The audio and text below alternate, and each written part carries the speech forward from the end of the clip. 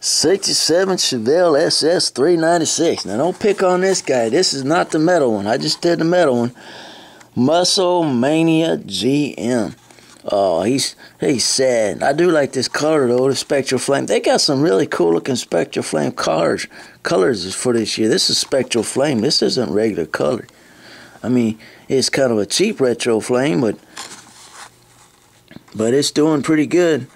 The last color I did of this model was they made a Super Treasure Hunt, and they also made a solid metal car. Somebody tell me a story about that. Why they're so far out of this factory seal set.